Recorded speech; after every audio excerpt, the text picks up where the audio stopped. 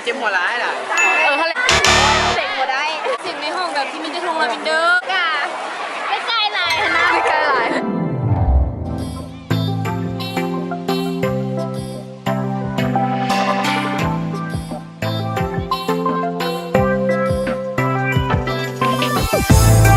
สวัสดีครับเราคิดเตะฮ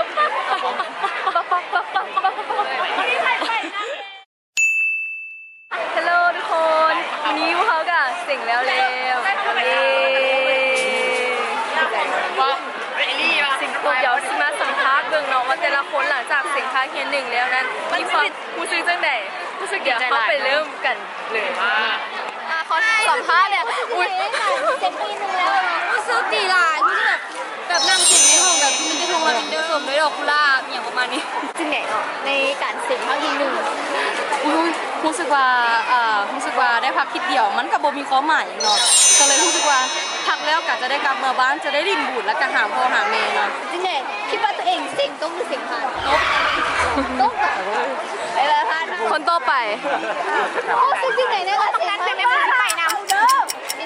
ได้ใจแล้วก็นั่นรู้สึกว่าอยากขีบไผ่บุแหลข้างหลังนะขีบไผ่ไม่ได้รถ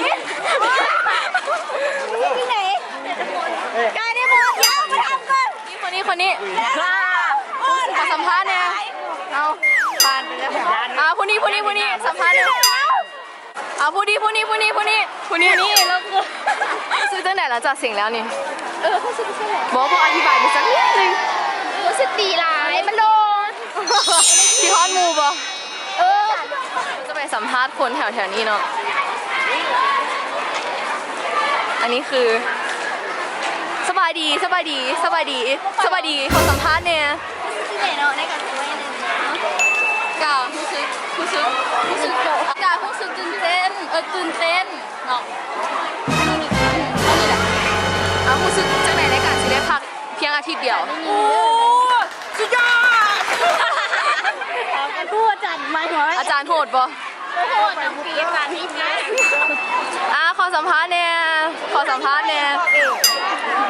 ในการยัดกล้องเลยเอาคนนี้เด้คนไหนรู้สึกจริงในการเสียงไม่มีเสียงหัวได้ขอสัมภาษณ์เนี่ยเนาะคนรอของพวกของเขา